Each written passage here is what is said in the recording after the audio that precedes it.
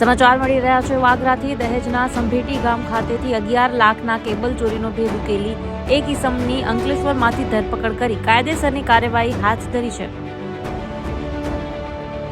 Bharuch crime બ્રાન્ચથી મળતી માહિતી મુજબ ભરૂચ ક્રાઇમ બ્રાન્ચનો સ્ટાફ ઉપલી અધિકારીઓની સૂચનાઓ અન્વયે અંકલેશ્વર વિસ્તારમાં પેટ્રોલિંગમાં હતો તે દરમિયાન બાતમી મળી હતી કે 1.5 મહિના પહેલા દહેજ નજીક આવેલી સંભેટી ગામ પાસે આવેલ 66 કેવી સબસ્ટેશન નજીક એવરેસ્ટ ફીડરમાં રોડની બાજુમાંથી કેબલ ચોરી થયા હતા। જે કેબલનો જથ્થો નોબલ માર્કેટ સાઇન પાર્ક ખાતે રહેતો અગાઉ ચોરીમાં પકડાયેલા અમન સિદ્દીકી અને તેના મિત્રોએ સંડોવાયેલો છે।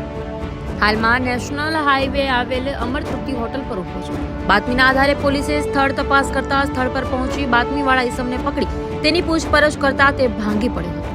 1-1.5 મહિના પહેલા પોતે તેમજ ઇમરાન અકબર મુનસી, રાહુલ નૂર આલમ ખાન તથા જુબેર મળી જુબેરના ટેમ્પો લઈ દહેજ સંભેટી ખાતેથી કટર વડે કેબલ કાપી ચોરીની ઘટનાના અંજામ આપ્યો હોવાની સાથે અંસાર માર્કેટ ખાતે દિનેશ યાદવને વેચાણ કર્યું હોવાની કબૂલાત કરી હતી।